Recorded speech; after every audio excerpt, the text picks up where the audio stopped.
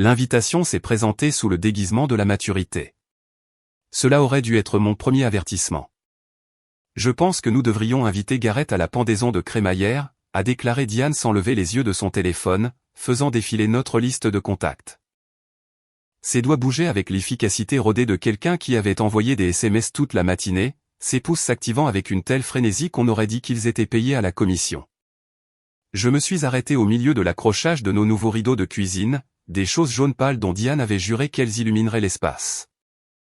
Le marteau me semblait lourd dans la main alors que je me tournais pour regarder ma femme depuis 8 ans, debout dans notre tout nouveau salon qui sentait encore la peinture fraîche, des cartons encore éparpillés dans les coins. Gareth Holmes ? Ai-je demandé, bien que nous sachions tous les deux exactement de quel Gareth elle parlait. Il n'y avait qu'un seul Gareth dans notre orbite, et il se trouvait être le gars qu'elle avait fréquenté tout au long du lycée avant que je n'arrive. Ton ex-petit ami, Gareth ? Ce serait faire preuve de maturité, a-t-elle dit, levant enfin les yeux avec ce sourire exercé qu'elle perfectionnait depuis que nous avions emménagé à Brackett il y a 6 mois. Nous sommes tous des adultes maintenant. Il est marié. Nous sommes mariés. Ce n'est pas comme s'il y avait une histoire bizarre entre nous. Le problème, quand on vit dans une petite ville comme Brackett Hill, c'est que tout le monde connaît les affaires de tout le monde. Et la plupart de ces affaires se sont déroulées il y a 20 ans sur la banquette arrière de pick-up ou lors de fêtes de fin d'études dont les gens parlent encore au Gus Bar and Grill chaque vendredi soir. L'histoire de Diane et Gareth n'était pas bizarre. Elle était légendaire. Ils avaient été le couple en or du lycée de Brackett Hill, le genre de duo qui faisait croire aux autres adolescents aux contes de fées et ils vécurent heureux, jusqu'à ce que Gareth mette Jenny Morrison enceinte 2 semaines avant le bal de promo. De toute façon, a poursuivi Diane, Nora a l'air vraiment douce. Je l'ai rencontrée à l'épicerie la semaine dernière, et elle a mentionné à quel point il a été difficile de se faire des amis depuis qu'ils sont revenus en ville. Elle est enceinte de 6 mois, James. Nous devrions être de bons voisins. Nora Holmes, la femme de Gareth depuis 3 ans, celle qui avait réussi à dompter le célibataire le plus notoire de Brackett Hill et à le convaincre de quitter son emploi à Portland pour revenir au Bercail et reprendre l'atelier de carrosserie de son père. Je l'avais vue en ville, jolie d'une manière saine, avec ce genre de sourire authentique qui vous donnait envie de l'aider à porter ses courses. Depuis quand te soucies-tu d'être une bonne voisine ? Ai-je demandé en me retournant vers les rideaux. Le tissu semblait glissant entre mes doigts alors que j'essayais d'aligner les crochets correctement. Depuis que nous avons acheté une maison dans une petite ville où la réputation compte, a répondu Diane, et il y avait une pointe dans sa voix que j'entendais plus souvent ces derniers temps. Je travaille chez Brackett Insurance maintenant, pas dans un bureau anonyme à Portland. Ces gens vont être nos voisins pour les 30 prochaines années. Je préférerais qu'ils nous voient comme le couple amical qui organise de superbes fêtes, pas comme les bizarres antisociaux qui se cachent derrière leurs rideaux. Elle marquait un point, même si je ne l'aimais pas. Ma quincaillerie sur Main Street dépendait des clients locaux, et le commerce dans une petite ville reposait autant sur les relations que sur des prix compétitifs. Si Diane voulait jouer le rôle de la voisine accueillante, je pouvais ravaler ma fierté pour une soirée. D'accord, ai-je dit en fixant le dernier crochet du rideau. Invite-les. Mais je ne ferai pas la conversation sur le bon vieux temps. Tu n'auras pas à le faire, a dit Diane, tapant déjà sur son téléphone. Je suis sûr que Gareth et toi trouverez plein de choses à vous dire. Vous travaillez tous les deux de vos mains. Vous comprenez tous les deux le petit commerce. Vous pourriez même vous apprécier. Je suis descendu de l'escabeau et les replié, étudiant ma femme alors qu'elle composait son SMS d'invitation. Diane avait toujours été belle, le genre de femme qui faisait tourner les têtes à l'épicerie et faisait serrer un peu plus fort le bras de leur mari aux autres épouses. À 34 ans, elle avait toujours les mêmes cheveux au beurre épais et les mêmes yeux verts qui avaient attiré mon attention dans un café de Portland il y a 9 ans. Mais ces derniers temps, il y avait quelque chose de différent chez elle. Une agitation qui se manifestait dans la façon dont elle vérifiait constamment son téléphone, la façon dont elle avait commencé à se parfumer pour faire des courses, la façon dont elle avait insisté pour que nous prenions un nouveau départ en revenant dans sa ville natale. Voilà, dit-elle en appuyant sur envoyer avec un sourire satisfait. C'est fait. Ils seront probablement ravis de sortir de la maison. Nora a mentionné que Gareth travaillait tard à l'atelier presque tous les soirs pour essayer de développer la clientèle. La pendaison de crémaillère était prévue pour le samedi soir. Juste un rassemblement décontracté de voisins et de nouveaux amis pour montrer notre maison coloniale rénovée et annoncer officiellement notre arrivée dans la société de Brackett Hill. Diane l'a planifié depuis des semaines, créant des tableaux Pinterest remplis d'idées d'apéritifs et d'arrangements de guirlandes lumineuses. Elle avait commandé du vin de Portland et acheté assez de fromage pour nourrir une petite armée. Combien de personnes attendons-nous? Ai-je demandé en inspectant notre salon et en essayant de calculer combien de corps il pourrait raisonnablement contenir. Peut-être 25, 30 tout au plus, a dit Diane. Juste les gens importants. Ton amie Ellie de la quincaillerie, ma patronne Karen et son mari, les Henderson d'à côté, le pasteur Blake et sa femme, Gus du bar. Tu sais, le noyau dur. Le noyau dur. Au cours des 6 mois que nous avions passés à Brackett Hill, Diane avait cartographié la hiérarchie sociale de la ville avec la précision d'un stratège militaire. Elle savait qui comptait, qui avait de l'influence, qui pouvait aider ou nuire à notre réputation. C'était l'une des choses qui faisait son succès dans la vente d'assurance, la capacité de lire les gens et les situations, de savoir exactement ce qu'ils voulaient entendre. Je devrais probablement aller chercher de la bière, ai-je dit.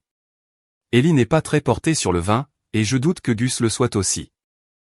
C'est déjà fait, a répondu Diane en agitant son téléphone.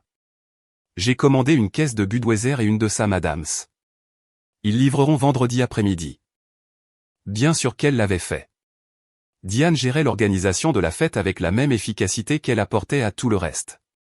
Des listes codées par couleur, des calendriers détaillés, des plans d'urgence pour la météo et les restrictions alimentaires. Parfois, je me demandais si elle m'avait épousé parce que je correspondais à son plan de vie plutôt que parce qu'elle m'aimait vraiment. La pensée est venue de nulle part, tranchante et indésirable. Je l'ai repoussée et me suis concentré sur les détails pratiques de l'organisation d'une fête dans une maison où nous ne vivions que depuis 6 mois. La chambre d'amis avait encore besoin d'une couche de peinture fraîche, et il y avait des cartons dans le sous-sol que nous n'avions pas encore déballés. Notre jardin était présentable, mais pas impressionnant, et je n'avais toujours pas compris les bizarreries de notre nouveau système de chauffage. Je devrais peut-être vérifier la peinture de la chambre d'amis, ai-je dit. Au cas où quelqu'un aurait besoin de l'utiliser pour les manteaux ou les sacs à main. Bonne idée, a convenu Diane. Je pense qu'il reste un pot de verre sauge au sous-sol. Fais juste une retouche rapide sur ce mur derrière le lit. Il a été éraflé quand nous avons emménagé les meubles. Je suis monté à l'étage pour évaluer les dégâts, mais mon esprit était encore bloqué sur la liste des invités. 25 à 30 personnes signifiaient que ce n'était pas juste une réunion décontractée. C'était une déclaration. Diane annonçait notre place dans la société de Brackett Hill, établissant nos références comme le genre de couple qui avait sa place dans une ville où la réputation de votre arrière-grand-père comptait encore. La chambre d'amis était petite mais confortable, avec un lit double et une fenêtre donnant sur notre arrière-cour vers les bois. La peinture vert sauge était en grande partie intacte, mais il y avait effectivement quelques éraflures sur le mur derrière la tête de lit où nous avions été négligents avec les meubles. Rien qui ne puisse être réparé avec un petit pinceau et 20 minutes de travail. J'examinais les éraflures quand j'ai entendu le téléphone de Diane vibrer en bas, suivi de son rire ravi.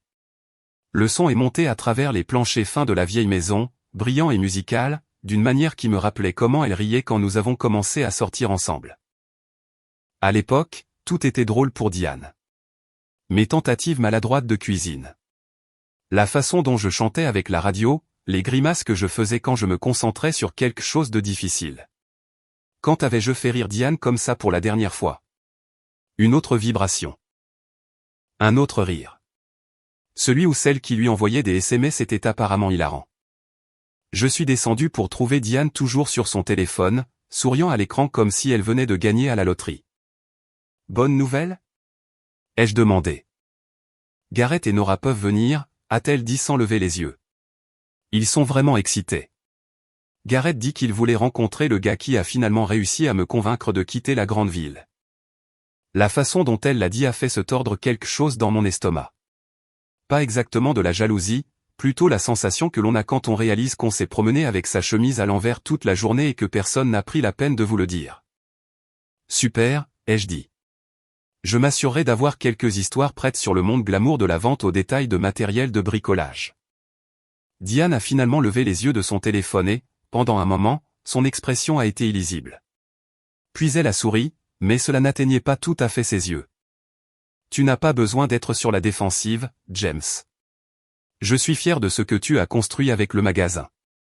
Je pense juste qu'il est agréable que nous soyons enfin dans un endroit où nous pouvons recevoir correctement, où nous avons quelque chose à montrer pour tout notre travail acharné. Elle avait raison. Bien sûr, la quincaillerie marchait bien, mieux que je ne l'avais espéré quand je l'avais achetée au vieux Pet Morrison il y a 2 ans. La maison était magnifique, une coloniale des années 1920 que nous avions rénovée avec une attention particulière aux détails d'époque et au confort moderne. Nous avions de bons emplois, pas d'enfants pour compliquer les choses, et assez d'argent à la banque pour dormir sur nos 2 oreilles. Alors pourquoi avais-je l'impression que quelque chose n'allait pas? Je vais aller au magasin chercher de la peinture, ai-je dit. La chambre d'amis a besoin d'une retouche. D'accord, a dit Diane, regardant déjà de nouveau son téléphone. Je vais commencer à travailler sur la liste des apéritifs. J'ai pris mes clés et je suis sorti vers le camion. Mais au lieu de conduire directement chez Morrison & Hardware, ma quincaillerie maintenant, bien que je la considère toujours comme celle de Pet, j'ai fait un long détour par le centre-ville de Brackett Hill. Main Street était calme en ce mercredi après-midi, juste quelques voitures garées devant la poste et le Gus's Bar and Grill. Les feuilles d'automne commençaient à tourner, peignant les érables dans des tons d'or et de cramoisi qui attireraient les touristes de Boston dans quelques semaines. C'était une belle ville, le genre d'endroit où les gens se saluaient encore dans la rue et connaissaient le nom de leurs voisins. Le genre d'endroit où un homme pouvait construire une belle vie avec une entreprise honnête et une femme aimante.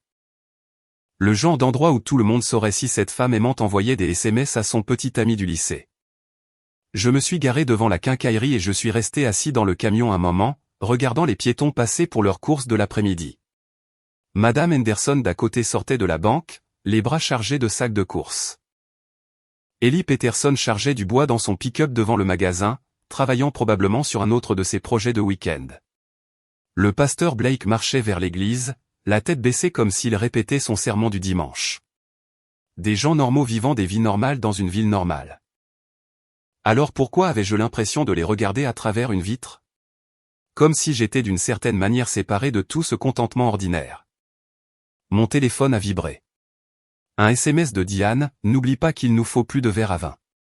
Prends peut-être en plastique juste au cas où. J'ai répondu, pas de problème.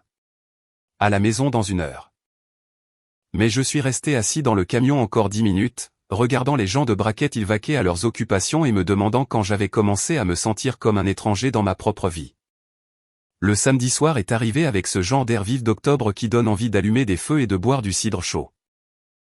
Diane était en mode préparation depuis l'aube, arrangeant des fleurs, ajustant l'éclairage et traitant généralement notre pendaison de crémaillère comme s'il s'agissait d'un dîner d'État. J'avais passé la matinée à déplacer des meubles et à installer un bar de fortune dans la salle à manger, essayant de ne pas la gêner pendant qu'elle orchestrait les événements de la soirée. Les Henderson seront probablement les premiers, a-t-elle dit en vérifiant son reflet dans le miroir du couloir pour la 5e fois.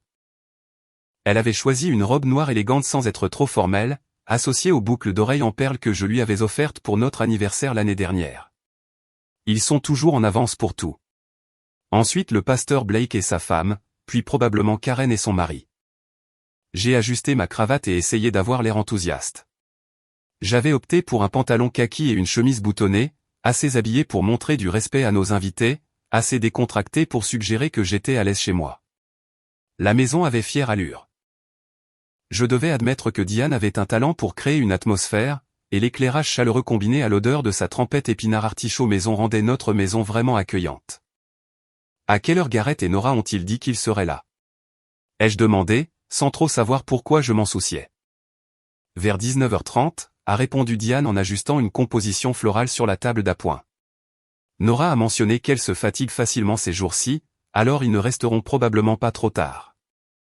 Les premiers invités sont arrivés à 18h30 précise. Les Henderson, comme prévu, apportant une bouteille de vin et des compliments enthousiastes sur notre aménagement paysager. En 1 heure, notre salon était rempli de conversations et de rires, ce genre d'atmosphère sociale facile qui rend l'organisation de fêtes gratifiante. Ellie avait réclamé une place près du bar et tenait la cour avec des histoires de ses jours en tant qu'officier de police à Portland. Le pasteur Blake discutait de l'histoire locale avec le mari de Karen, un enseignant à la retraite qui collectionnait les cartes anciennes. Diane se déplaçait parmi les groupes comme une hôtesse née, s'assurant que tout le monde avait à boire et présentant les personnes qui ne s'étaient pas rencontrées. Je remplissais le plateau de fromage quand j'ai entendu la voix de Diane s'élever au-dessus de la conversation générale. Gareth, Nora, je suis tellement contente que vous ayez pu venir. J'ai levé les yeux pour les voir dans l'embrasure de la porte. Gareth Holmes en personne pour la première fois depuis la remise des diplômes du lycée. Il s'était étoffé depuis, ses épaules plus larges et son visage plus marqué par des années de travail manuel. Toujours beau de cette manière robuste qui faisait que les femmes le regardaient 2 fois, mais avec du gris dans ses cheveux noirs et des rides autour des yeux qui parlaient de longues journées et de travail dur. Il portait un jean et une chemise en flanelle qui avaient l'air chers malgré son apparence décontractée. Nora se tenait à côté de lui, une main posée sur son ventre arrondi, l'autre tenant un plat couvert. Elle était plus jolie que je ne l'avais réalisé en la voyant en ville, les cheveux blonds tirés en une simple queue de cheval, les yeux bleus brillants d'une chaleur authentique. La grossesse lui allait bien, lui donnant cet éclat dont les gens parlaient toujours, mais qui semblait rarement réel. « Merci beaucoup de nous avoir invités », a dit Nora en tendant le plat à Diane. « J'ai apporté des brownies. J'espère que ça ira. J'ai constamment envie de chocolat ces derniers temps. » « Ils sentent incroyablement bon », a répondu Diane, acceptant le plat avec un sourire qui semblait parfaitement naturel. « James, viens rencontrer nos invités. » Je me suis avancé, essuyant mes mains sur un torchon et essayant d'invoquer le bon niveau de gentillesse. Gareth a tendu la main avec une poigne ferme et un sourire qui n'atteignait pas tout à fait ses yeux. « James Waverly, a-t-il dit.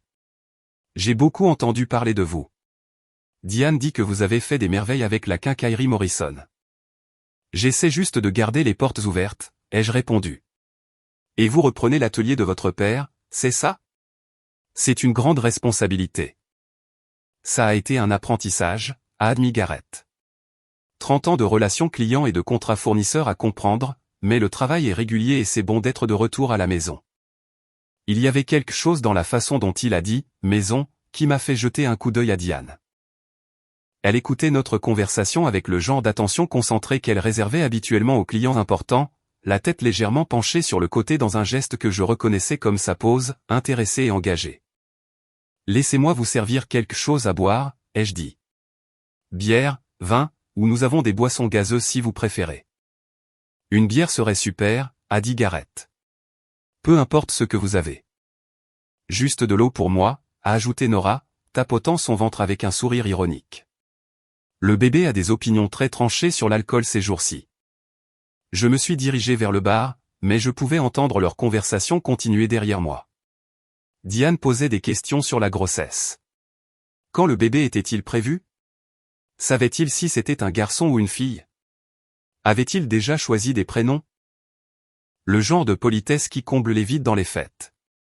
Sauf qu'il y avait quelque chose dans le ton de Diane qui semblait plus que poliment intéressé. Le 15 janvier, disait Nora. Et c'est une fille.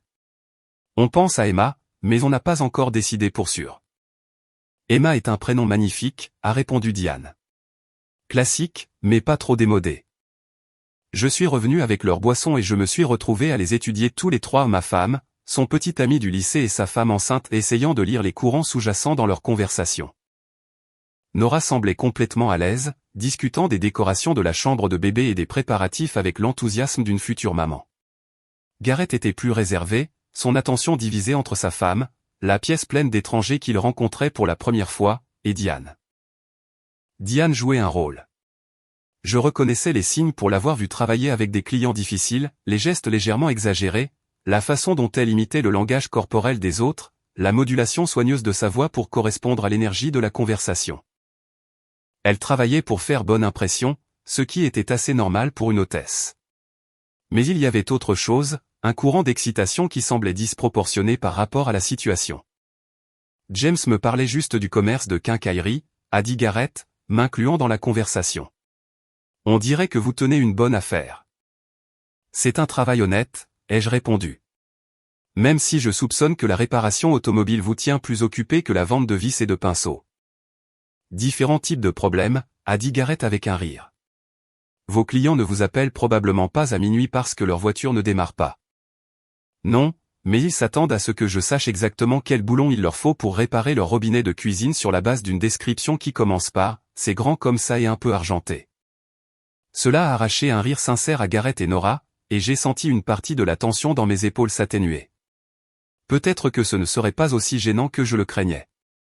Peut-être que nous pourrions vraiment tous être des adultes face à cette histoire ancienne. Je devrais vous présenter à certains des autres invités, a dit Diane en touchant légèrement le bras de Gareth. Il y a quelques personnes ici qui pourraient être de bonnes relations d'affaires. Elle l'a guidé vers le groupe autour d'Ellie, me laissant avec Nora. Je me suis surpris à apprécier sincèrement la femme de Gareth. Il était facile de parler avec elle, elle avait un sens de l'humour autodérisoire et une intelligence évidente. Elle posait des questions réfléchies sur la rénovation de la maison et partageait des histoires sur ses propres tentatives de décoration de leur maison avec un budget limité. Gareth travaille si dur pour développer l'entreprise, a-t-elle dit en regardant son mari à travers la pièce. Parfois, je pense qu'il oublie que nous sommes revenus ici pour avoir une meilleure qualité de vie, pas pour nous tuer à la tâche. Démarrer une entreprise est difficile, ai-je convenu. Surtout quand vous prenez la suite de quelqu'un d'autre, il y a beaucoup de pression pour faire ses preuves. Exactement. Et tout le monde en ville se souvient de lui comme de cet adolescent sauvage qui s'attirait toujours des ennuis. Il essaie de leur montrer qu'il a changé, qu'il est responsable maintenant. J'ai suivi son regard vers l'endroit où Gareth parlait avec Ellie et le pasteur Blake. Sa posture était détendue mais attentive. Il ressemblait effectivement à un homme essayant de faire bonne impression, conscient que sa réputation était encore en train de se former dans l'esprit des clients et voisins potentiels. Mais en observant, j'ai remarqué autre chose. Toutes les quelques minutes, les yeux de Gareth trouvaient Diane à travers la pièce, suivant ses mouvements alors qu'elle circulait parmi les invités. Et quand leurs regards se croisaient, il y avait un moment de connexion qui durait juste un temps trop long. Peut-être que je l'imaginais. Peut-être que je cherchais des problèmes qui n'existaient pas, lisant une signification dans des regards parfaitement innocents entre vieux amis. Mais j'étais marié à Diane depuis 8 ans, et je connaissais la différence entre un intérêt poli et une véritable attraction.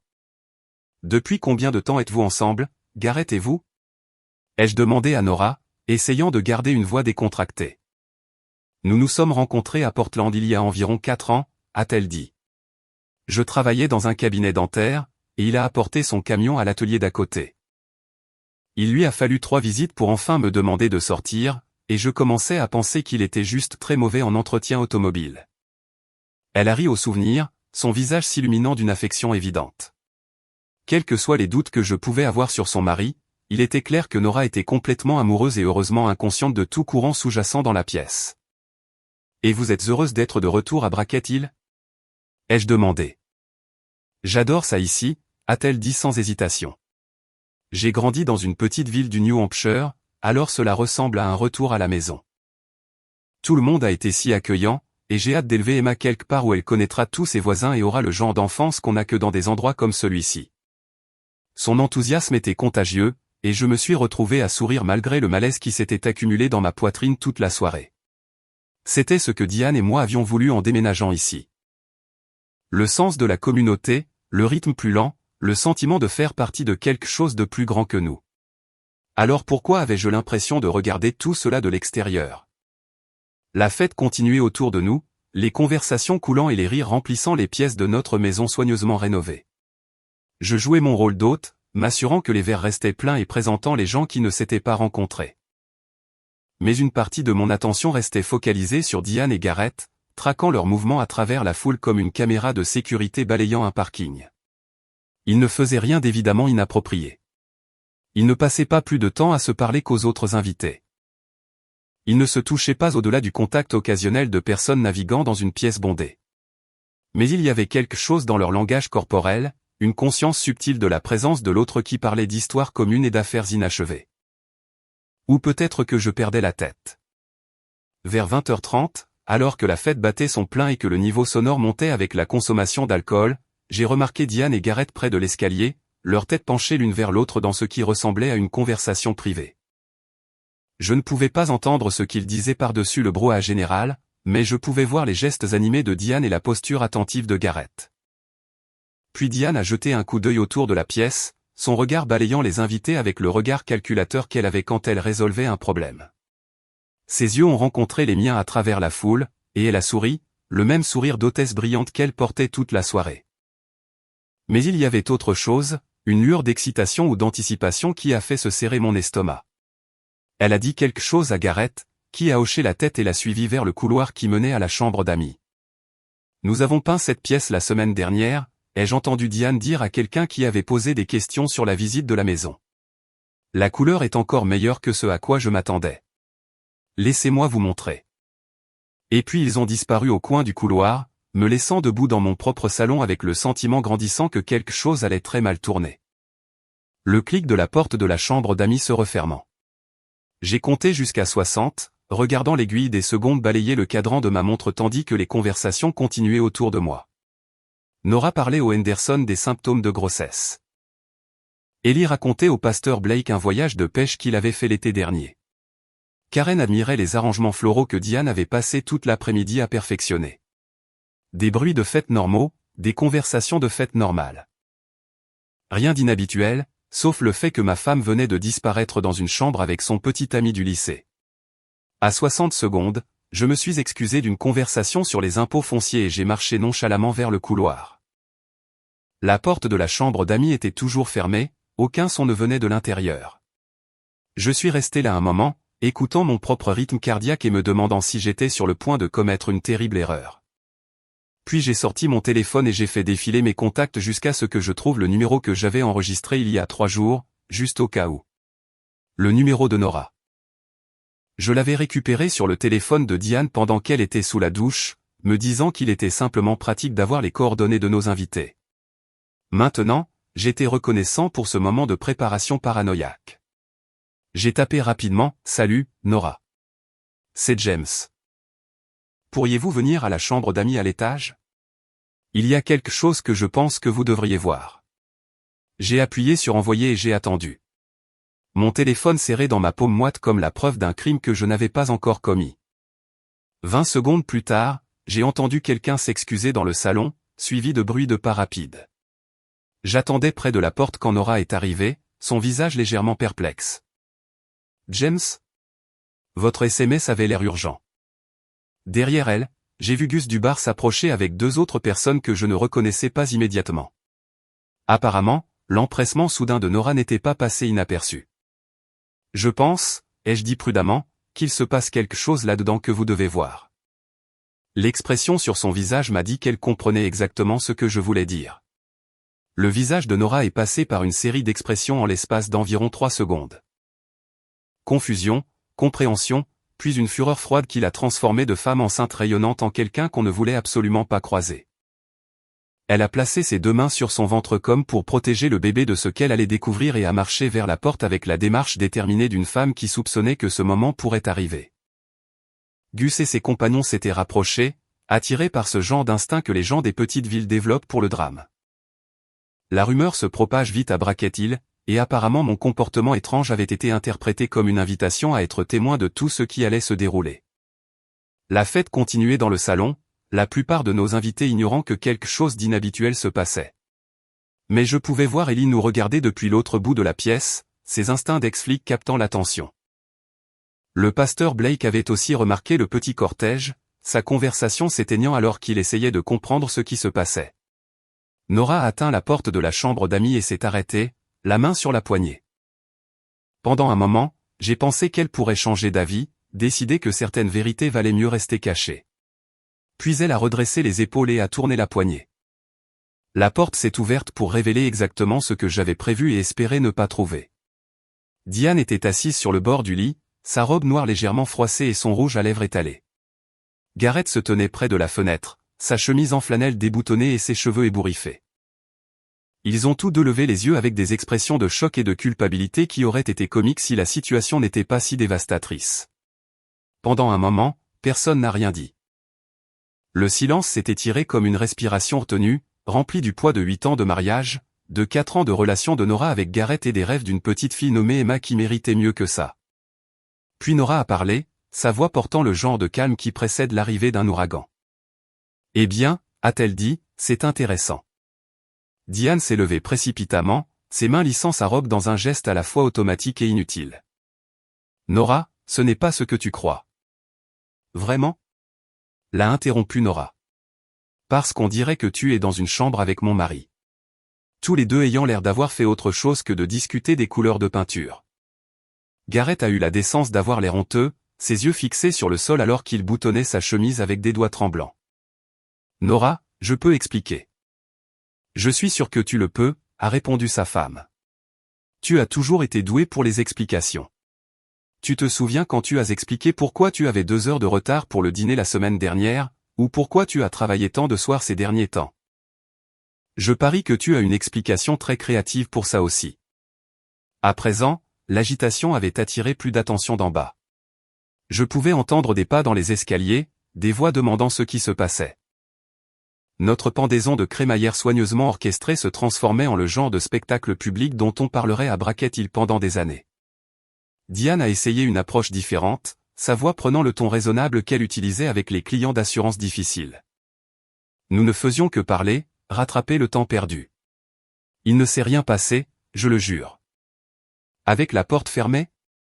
A demandé Nora. Dans une chambre pendant que ton mari est en bas en train de jouer les hôtes?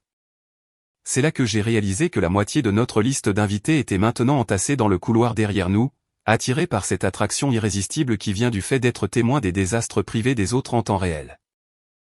Ellie était là, avec les Henderson, le pasteur Blake et plusieurs autres. Leurs visages montraient diverses combinaisons de choc, d'embarras et de la fascination coupable. Gus, qui s'était apparemment nommé narrateur des événements de la soirée, chuchotait des commentaires à quiconque à portée de voix. Je savais qu'il se passait un truc quand il m'a regardé bizarrement.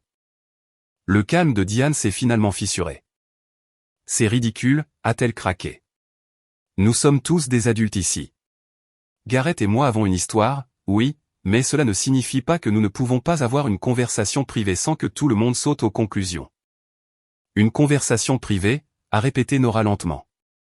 Dans une chambre avec la porte verrouillée. Elle n'était pas verrouillée, a dit Garrett, levant enfin les yeux du sol. C'était probablement la pire chose qu'ils pouvaient dire, impliquant qu'ils avaient simplement été imprudents plutôt que délibérément secrets. Nora s'est tournée pour regarder son mari avec une expression qui aurait pu geler de l'eau. Oh bien, ça rend les choses tellement meilleures. Merci de clarifier que vous n'essayiez même pas de cacher ce que vous faisiez. Nous ne faisions rien, a insisté Diane, mais sa voix manquait de conviction. Le rouge à lèvres étalé sur sa bouche et l'état froissé de sa robe racontaient une autre histoire que ces mots. Je me suis retrouvé à étudier le visage de ma femme, cherchant un signe de la femme que j'avais épousée il y a 8 ans. La femme qui avait pleuré pendant nos vœux de mariage, qui m'avait tenu la main pendant les funérailles de mon père, qui avait célébré avec moi quand nous avions finalement économisé assez d'argent pour acheter notre première maison. Mais tout ce que je pouvais voir, c'était une étrangère portant le visage de Diane. Quelqu'un qui avait planifié ce moment pendant que j'accrochais des rideaux et que je m'inquiétais d'avoir assez de bière pour nos invités. Depuis combien de temps cela dure-t-il? A demandé Nora, ses mains couvrant toujours protecteur son ventre. Il ne se passe rien, a dit Garrett rapidement. C'était juste. C'était une erreur, un moment de faiblesse. Ça ne voulait rien dire. Encore une réponse terrible. Le visage de Nora a pâli, et pendant un moment j'ai cru qu'elle allait s'évanouir, mais au lieu de cela, elle s'est redressée de toute sa hauteur et les a regardés tous les deux avec le genre de dignité qui vient du fait d'être complètement et totalement trahie. Un moment de faiblesse, a-t-elle répété. C'est ce que tu vas dire à Emma quand elle demandera pourquoi maman et papa ne vivent plus ensemble? La mention de leur fille à naître a semblé frapper Garrett comme un coup physique. Il a fait un pas vers Nora, la main tendue, mais elle a reculé avec un air de répulsion. Ne le fais pas, a-t-elle dit. N'ose pas me toucher maintenant. La foule dans le couloir avait grossi, et j'ai réalisé que notre pendaison de crémaillère était officiellement devenue l'événement le plus divertissant de l'histoire récente de Bracket Hill. Dès demain matin, tout le monde en ville saurait exactement ce qui s'était passé dans notre chambre d'amis, et l'histoire s'améliorerait probablement à chaque récit. Diane a semblé le réaliser aussi, car elle a fait une dernière tentative désespérée pour sauver la situation. Tout le monde doit se calmer, a-t-elle dit en regardant notre public. C'est une affaire privée entre amis, et c'est complètement disproportionné. Amis? A dit Nora en riant. Ce n'était pas un son agréable. C'est ce que nous sommes? Parce que je pensais que nous étions voisins. Je pensais que nous allions être le genre de personnes qui font des barbecues ensemble et regardent les enfants de l'autre grandir. Je pensais que ton mari était un homme décent qui méritait mieux qu'une femme qui rôde autour des maris des autres. Elle s'est tournée pour me regarder et j'ai vu quelque chose dans ses yeux qui aurait pu être de la sympathie. Je suis désolé, James. Tu as l'air d'un homme bien. Tu mérites mieux que ça. Puis elle a sorti quelque chose de son sac à main, son alliance, et l'a jeté aux pieds de Garrett. Elle a heurté le parquet avec un petit bruit métallique qui a semblé incroyablement fort dans le silence soudain. « Je vais rester chez ma sœur à Portland », lui a-t-elle dit. « Mon avocat te contactera. » Elle a fendu la foule dans le couloir, la tête haute malgré les larmes qui avaient commencé à couler sur son visage. J'ai entendu la porte d'entrée claquer, suivi du bruit d'un moteur de voiture démarrant dans notre allée. Garrett a fixé la bague au sol pendant un long moment, puis s'est penché pour la ramasser. Ses mains tremblaient alors qu'il la glissait dans sa poche. « Je devrais aller la chercher », a-t-il dit, mais il n'a pas bougé. « Je ne pense pas que ce soit une bonne idée », a dit doucement le pasteur Blake. « Donne-lui peut-être un peu de temps pour assimiler ce qui vient de se passer. » La foule dans le couloir commençait à se disperser, nos invités trouvant des excuses maladroites concernant des levers matinaux et des babysités. La fête était clairement terminée, défaite par le genre de drame qui serait disséqué et analysé dans chaque café et salon de beauté de Brackett Hill pendant des semaines. Diane se tenait au milieu de la chambre d'amis, l'air perdu et provocateur à la fois. Sa soirée soigneusement planifiée s'était transformée en désastre, et je pouvais la voir essayer de trouver comment tourner cela d'une manière qui ne détruirait pas complètement sa réputation. « James », a-t-elle dit, « nous devons parler. »« Oui », ai-je convenu. « Nous le devons, mais pas ici et pas maintenant. » Garrett s'était finalement dirigé vers la porte, les épaules affaissées par la défaite. « Je devrais y aller », a-t-il dit à personne en particulier. « Je dois trouver comment réparer ça. » « Certaines choses ne peuvent pas être réparées », a dit Ellie depuis l'embrasure de la porte. Il était resté après le départ des autres invités, sentant probablement que je pourrais avoir besoin d'un ami. Certaines choses, une fois cassées, restent cassées. Après le départ de Garrett, la maison semblait étrangement calme. Diane et moi nous déplacions dans les pièces comme des étrangers, nettoyant les restes de notre pendaison de crémaillère sans parler. Des verres de vin à moitié vides, des assiettes d'apéritifs abandonnées, les brownies que Nora avait apportés assis intacts sur le comptoir de la cuisine. Ce n'était pas censé se passer comme ça, a finalement dit Diane, brisant le silence alors que nous chargions le lave-vaisselle. Comment c'était censé se passer ? Ai-je demandé. Elle n'a pas répondu, mais elle n'en avait pas besoin. Je pouvais le voir sur son visage, la culpabilité, le regret, et en dessous de tout ça, une lueur de quelque chose qui aurait pu être du soulagement. Le soulagement que la comédie soit finie, qu'elle n'ait plus à maintenir la mascarade d'être heureuse en mariage avec un homme avec qui elle s'était rangée quand elle ne pouvait pas avoir celui qu'elle voulait vraiment. Je pense, ai-je dit prudemment, que tu devrais faire un sac et rester ailleurs ce soir. James, juste pour. Ce soir, ai-je interrompu. Nous avons tous les deux besoin de temps pour réfléchir à ce qui va suivre. Elle a hoché la tête, les larmes commençant enfin à couler. Mais alors qu'elle montait à l'étage pour faire ses bagages, j'ai remarqué qu'elle prenait son téléphone avec elle et j'ai entendu le doux bruit de la frappe alors qu'elle montait les escaliers. Même maintenant, même après tout ce qui s'était passé, elle envoyait encore des SMS à quelqu'un. J'avais une assez bonne idée de qui. Le dimanche matin est arrivé gris et bruineux. Le genre de temps qui donne envie de rester au lit et de prétendre que la veille n'était qu'un mauvais rêve. Mais la tasse de café vide du côté de Diane et la pile de cartes de visite de notre fête ruinée éparpillée sur le comptoir de la cuisine étaient la preuve que tout s'était réellement passé. J'étais assis à la table de la cuisine avec ma première tasse de café, regardant notre jardin et essayant de comprendre ce qui allait suivre. En l'espace d'environ 20 minutes la veille au soir, mon mariage avait implosé. Ma réputation à Brackett Hill avait été définitivement altérée, et j'étais devenu le sujet du genre de commérage qui me suivrait à l'épicerie pendant des mois. Mon téléphone vibrait depuis 7 heures du matin avec des SMS de personnes qui avaient été à la fête, ainsi que quelques-uns de personnes qui n'y étaient pas, mais qui avaient déjà entendu l'histoire de seconde main. Le réseau de commérage de Brackett Hill était plus efficace qu'Internet pour diffuser des nouvelles sur les désastres des autres. Ellie avait envoyé le message le plus direct, « Ça va ? Appelle si tu as besoin de quoi que ce soit. » Les Henderson avaient envoyé leurs remerciements pour une « soirée mémorable » et leurs espoirs que « tout s'arrange pour le mieux ». Le pasteur Blake avait offert ses services de conseiller si Diane et moi voulions traverser cette période difficile ensemble. Mais c'était le message de Gus qui capturait vraiment l'ambiance, « Sacrée fête, Jim. Pas vu un drame comme ça depuis le divorce des Kowalski en 98. » Je réfléchissais à l'opportunité de répondre à l'un d'eux quand j'ai entendu une voiture dans l'allée. Par la fenêtre de la cuisine, je pouvais voir la Honda de Diane se garer à côté de mon camion. Elle est restée assise derrière le volant un moment avant de sortir, bougeant avec la précision prudente de quelqu'un qui avait très peu dormi et peut-être bu trop de vin. Elle a franchi la porte d'entrée comme si elle entrait dans la maison d'un étranger, ses mouvements hésitants et incertains. Elle portait les mêmes vêtements que la veille, son maquillage étalé et ses cheveux tirés en une queue de cheval désordonnée qui suggérait qu'elle avait dormi sur le canapé de quelqu'un. « Nous devons parler », a-t-elle dit, debout dans l'embrasure de la porte de la cuisine comme si elle n'était pas sûre d'être la bienvenue dans sa propre maison. « Le café est frais », ai-je répondu sans lever les yeux de mon téléphone. Elle s'est versé une tasse et s'est assise en face de moi à la table que nous avions achetée ensemble il y a 6 mois, quand nous planifions encore un avenir qui incluait des repas partagés, des silences confortables et le genre de partenariat qui survit au ragot de petite ville. « Je suis resté chez Tara », a-t-elle dit, faisant référence à son amie du travail. Elle a une chambre d'amis. J'ai hoché la tête, ne me faisant toujours pas confiance pour parler. La colère était là, bouillonnant juste sous la surface, mais elle était mélangée à autre chose. Un étrange sentiment de soulagement que la comédie soit enfin terminée. James, à propos d'hier soir. Quelle partie? Les jeux interrompus. La partie où tu as invité ton ex-petit ami à notre pendaison de crémaillère?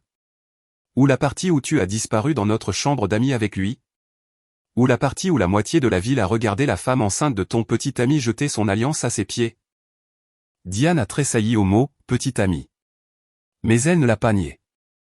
Ce n'est pas ce que tu crois, vraiment. Parce que ce que je crois, c'est que tu planifiais ça depuis des semaines. La fête, la liste des invités, l'excuse pratique pour montrer notre maison à Gareth. Tout était mis en place pour ce qui s'est passé dans cette chambre. Il ne s'est rien passé, a-t-elle dit. Mais sa voix manquait de conviction. Diane, je suis mariée avec toi depuis 8 ans. Je sais à quoi tu ressembles quand tu as fait des bêtises, et je sais à quoi ressemble la culpabilité sur ton visage. N'insulte pas mon intelligence en prétendant que c'était innocent. Elle a fixé sa tasse de café, ses épaules s'affaissant sous le poids d'être prise dans un mensonge qu'elle ne pouvait pas maintenir. D'accord. Oui, nous nous sommes embrassés. C'est tout. C'était stupide et impulsif et ça ne voulait rien dire. Ça voulait dire quelque chose pour Nora. Nora a surréagi. Elle est hormonale et émotive à cause de la grossesse. Arrête. Le mot est sorti plus sec que je ne l'avais prévu, mais j'en avais assez d'écouter Diane rationaliser pour échapper à ses responsabilités. Ne blâme pas Nora pour tes choix. Elle est enceinte de 6 mois et son mari roulait des pelles à une autre femme lors d'une fête. Je pense que sa réaction était assez raisonnable. Diane m'a regardé avec des yeux rouges d'avoir pleuré ou du manque de sommeil, ou les deux. Alors, qu'est-ce qui se passe maintenant? C'était une bonne question. J'étais marié à cette femme depuis 8 ans, je possédais une maison avec elle, j'avais construit une vie qui était emmêlée avec la sienne de 1000 manières différentes. La partie pratique de mon cerveau calculait déjà la logistique de la séparation, qui resterait dans la maison, comment nous diviserions nos affaires, si je serais capable de payer l'hypothèque seul. Mais il y avait une autre partie de moi, une partie qui devenait plus forte depuis que j'avais envoyé ce SMS à Nora, qui pensait à toute autre chose. Je pense, ai-je dit lentement, que cela dépend de ce que tu veux. Je veux réparer ça, a-t-elle dit rapidement. Je veux que nous allions en thérapie, que nous travaillions là-dessus et que nous sauvions notre mariage. Vraiment? Ai-je demandé. Ou veux-tu éviter l'embarras d'être connue comme la femme qui a brisé 2 mariages pour une romance de lycée qui n'a pas marché? La question a plané entre nous comme un défi. Le visage de Diane est passé par plusieurs expressions avant de se fixer sur quelque chose qui ressemblait à de la résignation. Je ne sais pas, a-t-elle admis. Je ne sais plus ce que je veux. Au moins, elle était honnête. C'était plus que ce que j'avais obtenu d'elle depuis des mois. Eh bien, ai-je dit en me levant et en portant ma tasse de café à l'évier. Pendant que tu réfléchis à ça, je vais prendre mes propres décisions. Quel genre de décision? Je me suis tourné pour la regarder. Cette femme qui avait partagé mon lit, mes rêves et mon compte en banque pendant 8 ans. Et j'ai senti quelque chose de froid et de calculateur s'installer là où se trouvait mon amour pour elle. Le genre qui protège mes intérêts, ai-je dit. En commençant par une conversation avec mon avocat. Son visage a pâli. James, tu n'as pas besoin de... Si, Diane, j'en ai besoin. Parce que pendant que tu restais chez Tara, hier soir, je pensais à beaucoup de choses. Comme le fait que tu as travaillé tard 3 soirs par semaine ces 2 derniers mois. Comme le fait que tu as insisté pour que nous revenions dans ta ville natale juste au moment où Garrett a divorcé de sa première femme. Comme le fait que tu vérifies constamment ton téléphone et souris à des SMS que tu ne me laisses jamais voir. Chaque point la frappait comme un coup physique, et je pouvais voir la réalisation poindre que j'avais été plus attentif qu'elle ne le pensait. Ce n'était pas une impulsion, ai-je continué. C'était planifié. Tu as eu une liaison, émotionnelle sinon physique, et hier soir était juste la première fois que tu t'es fait prendre. Ce n'est pas vrai. Prouve-le, ai-je dit. Montre-moi ton téléphone. Laisse-moi voir ces SMS dont tu es si protectrice. Elle a serré son sac plus fort. Et j'ai eu ma réponse. C'est bien ce que je pensais, ai-je dit. Donc, voici ce qui va se passer. Tu vas emballer tout ce dont tu as besoin pour les prochains jours, et tu vas rester ailleurs pendant que nous réfléchissons tous les deux à ce que nous voulons. Et je vais parler à mon avocat pour protéger l'entreprise, la maison et tout le reste pour lequel j'ai travaillé. Tu ne peux pas simplement me mettre à la porte de ma propre maison. Regarde-moi faire, ai-je dit. Parce que voici le truc, Diane. J'ai une douzaine de témoins qui t'ont vu sortir d'une chambre avec le mari d'une autre femme. Dans le Maine, ça s'appelle l'adultère, et ça a des conséquences dans les procédures de divorce. Le mot « divorce » a semblé la frapper comme une gifle. Elle m'a fixé un long moment, essayant probablement de savoir si je bluffais. Je ne bluffais pas. J'ai besoin de prendre l'air, ai-je dit en attrapant mes clés sur le comptoir. Quand je reviendrai, j'apprécierais que tu ne sois pas là. Je l'ai laissée assise à notre table de cuisine et j'ai conduit jusqu'à la quincaillerie, même si c'était dimanche et que nous étions fermés. Parfois, un homme a besoin d'être entouré de choses qui ont du sens. Des écrous, des boulons et des outils qui font exactement ce pourquoi ils sont conçus, sans agenda caché ni SMS secret. Le magasin était calme et familier, sentant l'assure et le métal, et le genre de travail honnête qui n'impliquait pas de manipulation émotionnelle.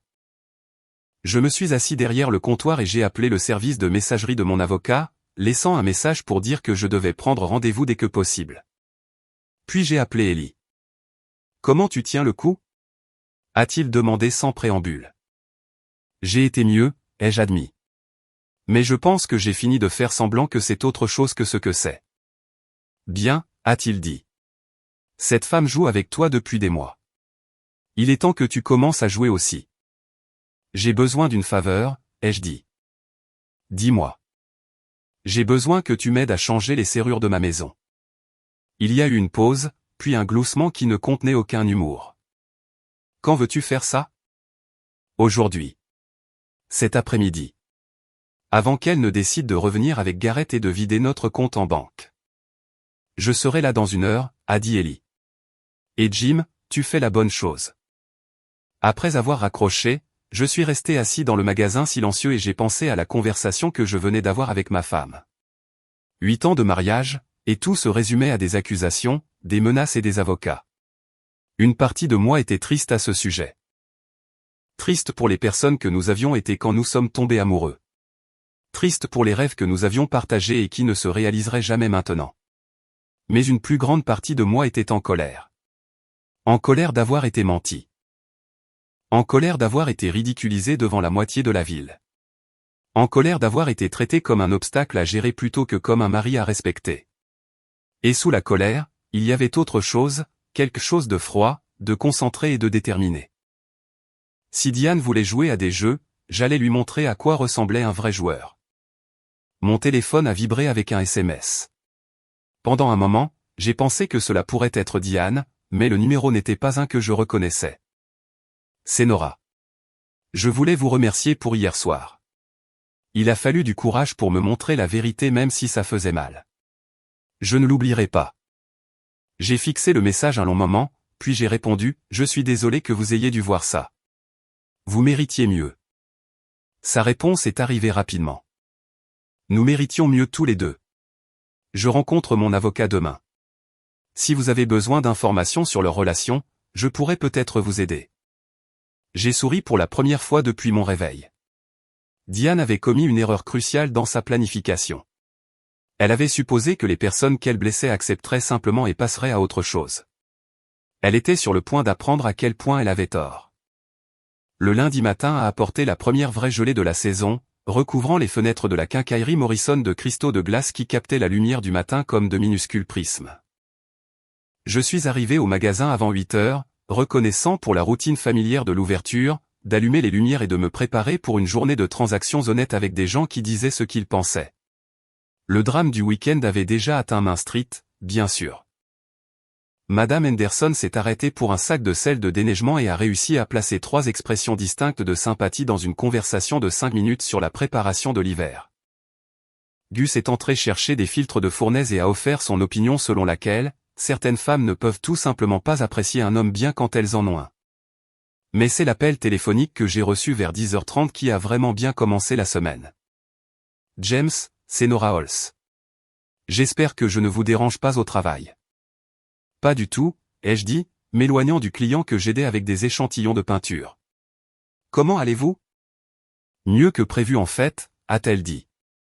Et il y avait quelque chose dans sa voix qui semblait presque énergique. Je voulais donner suite à ce que j'ai mentionné hier concernant des informations qui pourraient être utiles. Je vous écoute. J'ai fouillé dans les affaires de Garrett, ce qu'il a laissé chez nous quand il a déménagé hier, et j'ai trouvé des articles intéressants. Des SMS imprimés sur papier, des relevés de cartes de crédit, des reçus de restaurants et d'hôtels. Des endroits où il prétendait travailler tard. Seriez-vous intéressé de les voir? J'ai senti cette sensation froide et calculatrice s'installer à nouveau dans ma poitrine. Très intéressé. Quand cela vous conviendrait-il? Je reste chez ma sœur à Portland, mais je pourrais descendre cet après-midi. Peut-être pourrions-nous nous rencontrer quelque part en privé. J'ai le sentiment que cette conversation va être éclairante. Nous avons convenu de nous rencontrer dans un petit restaurant à environ 20 minutes de Brackett Hill, le genre d'endroit où les camionneurs s'arrêtaient pour le café et où personne ne prêtait attention aux affaires des autres. J'ai passé le reste de la matinée à aider les clients et à réfléchir à ce que Nora avait pu découvrir et à ce que cela pourrait signifier pour la conversation que je prévoyais d'avoir avec mon avocat. Le restaurant était exactement ce à quoi je m'attendais. Des banquettes en vinyle, un éclairage fluorescent et un café qui pouvait décaper la peinture. Nora était déjà là quand je suis arrivé, assise dans une banquette d'angle avec un dossier manille et l'expression qui suggérait qu'elle avait eu des révélations très désagréables au cours des dernières 24 heures. Merci d'être venue, a-t-elle dit alors que je glissais sur le siège en face d'elle. Je n'étais pas sûr que vous voudriez vous impliquer dans ce gâchis. Je suis déjà impliqué, ai-je souligné. La question est de savoir si je vais être une victime ou un acteur. Elle a souri à cela, une expression tranchante qui transformait son visage de douce femme enceinte en quelqu'un qu'on ne voulait certainement pas sous-estimer. J'aime cette attitude. Je pense que nous allons bien travailler ensemble. Elle a ouvert le dossier et étalé son contenu sur la table entre nous. Des SMS imprimés, des relevés de cartes de crédit, des reçus, des impressions de mai, la preuve documentaire d'une liaison qui durait depuis des mois. Combien de temps? Ai-je demandé en scannant les dates sur les papiers. D'après ce que je peux reconstituer, depuis environ 3 semaines après notre retour à Brackett Hill, a dit Nora. Le premier SMS que je peux trouver date de début juin. Si bon de te revoir. On devrait se rattraper bientôt. Elle m'a tendu une feuille de papier avec une série de SMS entre Garrett et Diane. La conversation commençait assez innocemment. De vieux amis qui reprennent contact, des mentions occasionnelles de se réunir pour un café pour parler du bon vieux temps. Mais en juillet, le ton avait changé pour quelque chose de plus intime. Je n'arrête pas de penser à samedi soir, ai-je lu à haute voix l'un des messages de Diane. J'avais l'impression d'avoir 18 ans à nouveau. Ce serait le 15 juillet, a dit Nora, consultant un autre papier. Le soir où Garrett m'a dit qu'il travaillait tard sur la voiture de Madame Patterson. Apparemment, il travaillait sur toute autre chose. J'ai continué à lire, me sentant mal alors que la preuve de la trahison de ma femme s'étalait en noir et blanc. Des appels téléphoniques tard le soir quand je dormais, des déjeuners quand je pensais qu'elle était au travail, des mensonges élaborés sur les heures supplémentaires et les dîners clients qui étaient en fait des rencontres romantiques avec son petit ami du lycée. Les reçus d'hôtel sont particulièrement intéressants, a poursuivi Nora en montrant une pile de relevés de cartes de crédit. Le Riverside Inn, à environ 50 km au nord d'ici. Il s'y rencontre 2 fois par semaine depuis 1 mois. Pendant que vous étiez à la maison enceinte de son enfant, ai-je dit. Pendant que vous étiez à la maison à faire confiance à votre femme, a-t-elle corrigé. Nous avons tous les deux été joués, James. La différence, c'est que maintenant nous sommes au courant. J'ai étudié la femme en face de moi. Cette personne que je connaissais à peine il y a 48 heures, qui offrait maintenant d'être mon allié dans ce qui s'annonçait comme un divorce très laid. Elle était toujours visiblement enceinte, avait toujours cet éclat qui accompagnait l'attente de son premier enfant. Mais il y avait de l'acier dans ses yeux qui n'était pas l'allure de la pendaison de crémaillère. « Qu'est-ce que vous voulez tirer de ça ?» ai-je demandé. « Je veux qu'il paie », a-t-elle dit simplement. Pas seulement financièrement, bien que cela fasse partie du truc. Je veux qu'il comprenne que les actions ont des conséquences. Je veux que tout le monde à Brackett il sache exactement quel genre d'homme il est. Pour que quand Emma sera assez grande pour demander pourquoi ses parents ne sont pas ensemble, je puisse lui dire la vérité sans avoir honte. Et Diane, votre femme, a fait des choix aussi. Nora a dit qu'elle savait que j'étais enceinte. Elle savait que nous essayions de construire une vie ensemble. Elle a décidé que son bonheur était plus important que le mien, ou le vôtre, ou celui de ma fille à naître. Je pense qu'elle devrait faire face aux conséquences de cette décision. Nous avons passé l'heure suivante à parcourir les preuves, à les organiser chronologiquement et à discuter de la manière dont elles pourraient être utilisées dans les procédures de divorce. Nora avait été minutieuse. Elle avait tout documenté, photographié les reçus et les messages, même enregistré quelques conversations téléphoniques que Garrett avait passées depuis leur téléphone fixe. Je travaille dans la facturation médicale, a-t-elle expliqué quand j'ai commenté ses compétences organisationnelles. J'ai l'habitude de tout documenter et de tenir des dossiers détaillés. C'est incroyable comme ces compétences se transfèrent à l'enquête sur votre mari infidèle. Au moment où nous avons terminé, j'avais des copies de tout, assez de preuves pour prouver l'adultère au-delà de tout doute raisonnable, ainsi que la documentation des ressources financières que Garrett et Diane avaient dépensées pour leur liaison. Chambre d'hôtel, dîner coûteux, cadeau que je n'avais jamais vu Diane porter ou utiliser. Il y a encore une chose, a dit Nora alors que nous nous préparions à partir. Je ne pense pas qu'ils aient l'intention d'arrêter. Que voulez-vous dire? Elle a sorti son téléphone et m'a montré un SMS arrivé ce matin-là. C'était de Garrett à Diane. Retrouve-moi à l'endroit habituel ce soir. Nous devons parler de la suite. L'endroit habituel? Ai-je demandé. Le Riverside Inn, a dit Nora. Chambre 237. Ils l'utilisent si régulièrement qu'ils ont probablement une réduction pour clients fréquents. J'ai fixé le message, sentant quelque chose de froid et de furieux s'installer dans mes os. Moins de 48 heures après avoir détruit 2 mariages devant la moitié de la ville, il prévoyait un autre rendez-vous romantique. À quelle heure? Ai-je demandé. 19 heures, selon le SMS de suivi. J'ai vérifié ma montre. Il était presque 15 heures, ce qui me donnait environ 4 heures pour mettre sur pied un plan qui ferait passer l'exposition de samedi soir pour un tour de chauffe. Nora, ai-je dit, que diriez-vous d'un peu de photographie créative? Son sourire était assez tranchant pour couper du verre. Je pense que ça sonne exactement comme ce qu'il mérite. Nous avons passé encore 30 minutes à planifier notre approche, à régler les détails de ce qui serait probablement la soirée la plus satisfaisante de ma vie d'adulte. Nora s'occuperait des aspects techniques. Elle avait un appareil photo de bonne qualité et de l'expérience en surveillance grâce à son précédent emploi dans un cabinet médical privé. Je m'occuperai de la logistique et des retombées. Une question, a-t-elle dit alors que nous nous préparions à quitter le restaurant. Êtes-vous sûr de vouloir faire ça? Une fois que nous aurons pris ces photos, une fois que nous aurons documenté ce qu'ils font, il n'y aura pas de retour en arrière.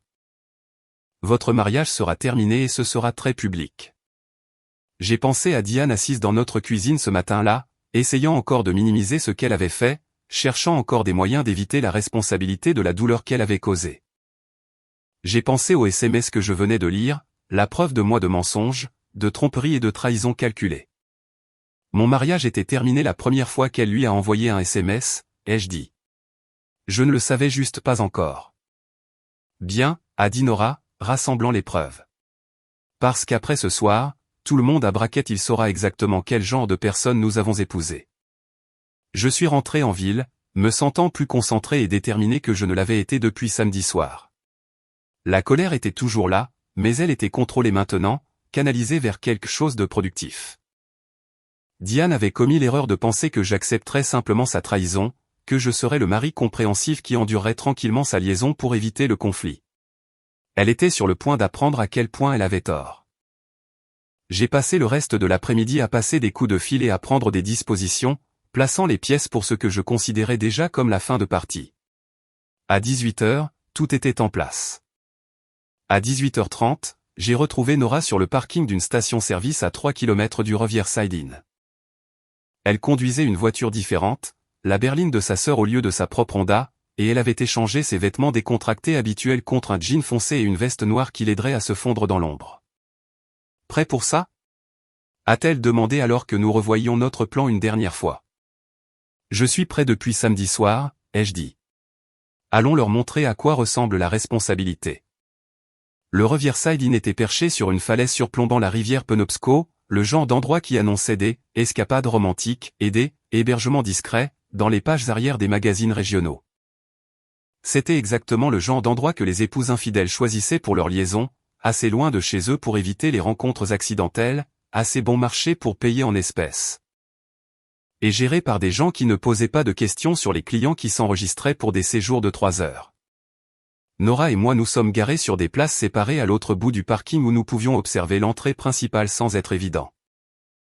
Elle avait apporté un appareil photo de qualité professionnelle avec un téléobjectif, le genre utilisé par les détectives privés et les avocats spécialisés en divorce qui avaient besoin de preuves claires d'adultère. Là, dit-elle en pointant vers le bureau du motel. Le camion de Garrett. J'ai suivi son regard et j'ai vu le pick-up rouge familier garé près de la chambre 237, le même numéro de chambre qui était apparu dans leur SMS. Les rideaux étaient tirés, mais il y avait de la lumière visible sur les bords, et je pouvais voir des ombres bouger à l'intérieur. Depuis combien de temps sont-ils là ? Ai-je demandé. Environ 20 minutes, a répondu Nora, vérifiant l'horodatage sur son téléphone. La voiture de Diane est garée derrière. Je l'ai vue quand je suis passé plus tôt. Nous nous sommes installés pour attendre, et je me suis retrouvé à étudier la femme à côté de moi. Il y a 3 jours, c'était une épouse enceinte rayonnante impatiente d'élever son premier enfant dans une petite ville où tout le monde connaîtrait son nom. Maintenant, elle était assise dans un parking avec un équipement de surveillance, documentant l'infidélité de son mari avec la précision froide d'un enquêteur professionnel. « Vous gérez ça mieux que je ne l'espérais », ai-je dit. « J'ai pleuré pendant environ 6 heures hier », a-t-elle admis. Puis je me suis mise en colère. Puis je me suis concentré. Il s'avère que les hormones de grossesse fonctionnent dans les 2 sens. Elles ne vous rendent pas seulement émotive. Elles peuvent vous rendre absolument déterminé à protéger votre enfant des gens qui lui feraient du mal. Emma, ai-je dit, me souvenant du prénom qu'ils avaient choisi pour leur fille. Emma, a-t-elle confirmé. Elle mérite mieux qu'un père qui ment, triche et abandonne ses responsabilités. Et elle mérite de connaître la vérité sur pourquoi ses parents ne sont pas ensemble, pas une version aseptisée qui protège sa réputation. Une voiture est entrée sur le parking et nous nous sommes tous les deux tendus jusqu'à ce que nous réalisions que c'était juste un autre client qui s'enregistrait. Le Riverside Inn faisait des affaires régulières avec des gens qui avaient des raisons d'éviter les hôtels plus chics de Bangor ou Portland. Des vendeurs itinérants, des ouvriers du bâtiment, et apparemment des épouses infidèles qui pensaient être malins. Mouvement, a dit Nora, levant son appareil photo. J'ai regardé vers la chambre 237 et j'ai vu le rideau bouger légèrement. Puis la porte s'est ouverte. Garrett est sorti, regardant autour du parking avec la prudence paranoïaque de quelqu'un qui savait qu'il faisait quelque chose de mal. Il portait un jean et une chemise boutonnée, ses cheveux encore humides de ce qui avait probablement été une douche très intime. L'appareil de Nora cliquetait rapidement alors qu'elle capturait ses mouvements. Grâce au téléobjectif, elle pouvait obtenir des clichés clairs de son visage, de sa plaque d'immatriculation et du numéro de chambre derrière lui. « Parfait », a-t-elle murmuré. Aucun doute sur qui c'est où il est. Garrett a marché jusqu'à son camion et a récupéré quelque chose dans la cabine, une bouteille de vin et ce qui ressemblait à des plats à emporter d'un restaurant. Il a jeté un coup d'œil autour du parking une fois de plus, puis a disparu dans la chambre 237. Dîner et boisson, ai-je dit. Comme c'est romantique. Comme c'est stupide, a corrigé Nora. Il utilise la même carte de crédit qu'il a toujours utilisée, reste au même motel, suit le même schéma. S'il allait avoir une liaison, on pourrait penser qu'il essaierait au moins d'être intelligent à ce sujet. 20 minutes plus tard, La porte s'est ouverte à nouveau, et cette fois, Diane est sortie. Elle portait une robe que je n'avais jamais vue auparavant, quelque chose de rouge et moulant qui n'était certainement pas issu de sa garde-robe de travail conservatrice habituelle. Ses cheveux étaient lâchés sur ses épaules, et elle riait de quelque chose que Gareth avait dit depuis l'intérieur de la chambre. La vue d'elle m'a frappé comme un coup physique. C'était ma femme, la femme avec qui j'avais partagé un lit pendant 8 ans, l'air plus heureuse et plus détendue que je ne l'avais vue depuis des mois. Quoi qu'il se passait dans cette chambre de motel, cela lui donnait quelque chose que notre mariage ne pouvait apparemment pas lui donner. « Ça va ?» a demandé Nora doucement. « Ouais », ai-je dit, surpris de constater que je le pensais vraiment. « En fait, je pense que oui. » Elle a hoché la tête et a continué à prendre des photos alors que Diane marchait jusqu'à sa voiture, garée discrètement derrière le bâtiment, tout comme Nora l'avait dit, et récupérait son propre sac de fournitures, vin, nourriture, probablement de la lingerie que je n'avais jamais vue. La mise en place romantique complète pour une soirée qu'elle avait planifiée alors qu'elle était assise en face de moi au petit déjeuner, faisant la conversation sur nos horaires et nos plans de week-end. « J'ai tout », a dit Nora, abaissant son appareil photo. Des clichés clairs de 2, le numéro de chambre, les plaques d'immatriculation, les eurodatages montrant exactement quand ils sont arrivés et combien de temps ils sont là, plus tous les SMS et relevés de cartes de crédit d'avant. N'importe quel avocat spécialisé en divorce considérerait ça comme une affaire classée. Bien, ai-je dit. Mais nous n'avons pas encore fini. J'ai sorti mon téléphone et j'ai fait défiler mes contacts jusqu'à ce que je trouve le numéro que je cherchais. Tara Williamson, la meilleure amie et collègue de Diane, la femme qui lui avait soi-disant fourni un alibi la nuit précédente. James? La voix de Tara était prudente quand elle a répondu. Est-ce que tout va bien? Salut, Tara. Je suis désolé de te déranger, mais je voulais te remercier d'avoir laissé Diane rester chez toi hier soir. Je sais que toute cette situation est gênante pour tout le monde. Il y a eu une pause qui a duré juste un temps trop long. Bien sûr, a-t-elle dit finalement. C'est à ça que servent les amis. J'espère qu'elle n'était pas trop bouleversée, ai-je continué. Elle semblait assez secouée quand elle est partie ce matin. Une autre pause. Ce matin? Quand elle a quitté ton appartement pour rentrer à la maison et prendre des vêtements, ai-je dit, injectant juste la bonne dose de confusion dans ma voix. Vers 8h30. Elle a dit que tu lui avais fait du café et donné quelques conseils sur la façon de gérer les choses. James, a dit Tara lentement. Diane n'était pas ici hier soir. Elle a appelé vers 22h et a demandé si elle pouvait venir, mais ensuite elle a rappelé 1 heure plus tard et a dit qu'elle avait trouvé un autre endroit où rester. Bingo. J'ai remercié Tara et j'ai raccroché, puis je me suis tourné vers Nora avec un sourire qui avait probablement l'air prédateur. Elle a menti sur l'endroit où elle a passé la nuit de dimanche aussi, ai-je dit. Ce qui signifie qu'elle était probablement ici avec lui moins de 24 heures après leur humiliation publique. Ces gens n'ont aucune honte, a dit Nora en secouant la tête. Mais c'est bon pour nous. Plus nous avons de preuves d'adultère continu, plus nos dossiers deviennent solides. Nous avons attendu 1 heure de plus, documentant leurs mouvements chaque fois qu'ils sortaient. Ils semblaient traiter la soirée comme une célébration, avec de multiples allers-retours vers leur voiture pour des fournitures et ce qui ressemblait à une conversation très intime sur la passerelle devant leur chambre. Enfin, vers 21h30, j'ai décidé qu'il était temps pour l'acte final. « Vous êtes sûr de ça ?» a demandé Nora alors que je me préparais à sortir de la voiture. « Absolument, ai-je dit. Ils se sont bien amusés. Maintenant, il est temps pour eux d'affronter les conséquences. » J'ai traversé le parking jusqu'à la chambre 237, mais pas résonnant dans l'air calme du soir. Les rideaux étaient toujours tirés, mais je pouvais entendre des voix à l'intérieur. Le rire de Diane, le grondement plus profond de Gareth, le son de gens qui pensaient être à l'abri de la découverte. J'ai frappé à la porte. Les voix à l'intérieur se sont arrêtées immédiatement, suivies de chuchotements frénétiques et du bruit de gens se précipitant pour s'habiller. Après environ 30 secondes, la voix de Gareth est passée à travers la porte. « C'est qui ?» Maintenance, ai-je dit, déguisant légèrement ma voix. On nous a signalé une fuite d'eau. Besoin de vérifier la salle de bain.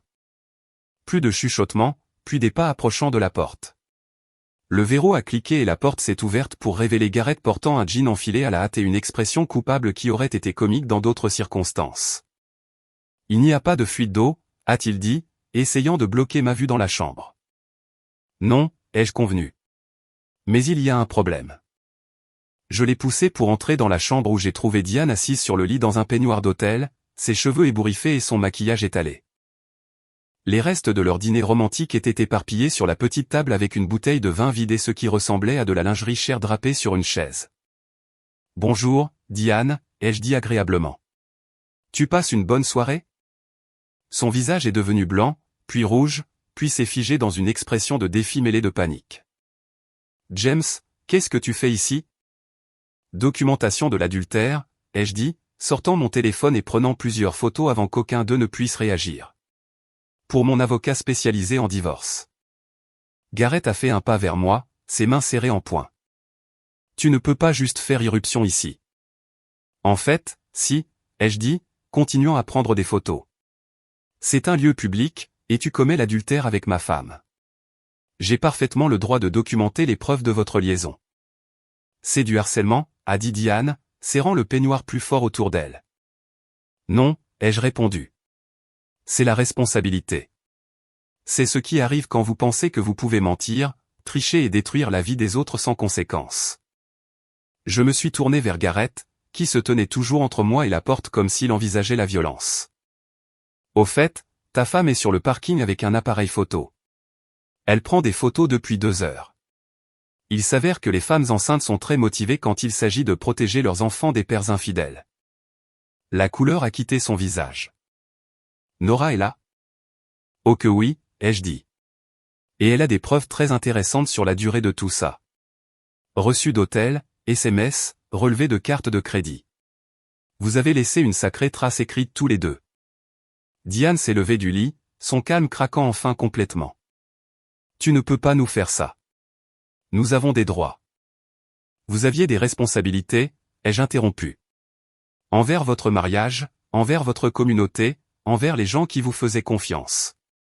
Vous avez choisi d'ignorer ces responsabilités. Et maintenant, vous devez gérer les résultats. J'ai pris quelques photos de plus, m'assurant de capturer la bouteille de vin, la lingerie et l'état général de la chambre qui indiquaient clairement ce qui s'y passait. Voici ce qui va se passer, ai-je continué. Demain matin, je demande le divorce pour cause d'adultère. Nora fait la même chose. D'ici la fin de la semaine, tout le monde à Brackett il saura exactement ce que vous faisiez et où vous le faisiez. James, s'il te plaît, a dit Diane. Et pendant un instant, elle ressemblait à la femme que j'avais épousée au lieu de l'étrangère qui me mentait depuis des mois. On peut arranger ça. On peut aller en thérapie. Nous aurions pu faire ça avant que tu décides d'avoir une liaison, ai-je dit. Maintenant, c'est trop tard. Tu as fait ton choix, Diane. Vous l'avez fait tous les deux. Maintenant, vous devez vivre avec les conséquences. Je me suis dirigé vers la porte, puis je me suis retourné pour un dernier commentaire. Oh, et Garrett, ta femme voulait que je te dise qu'elle a déjà parlé à un avocat des arrangements de garde. Apparemment, l'adultère ne fait pas bonne figure quand on essaie d'obtenir des droits de visite avec sa fille.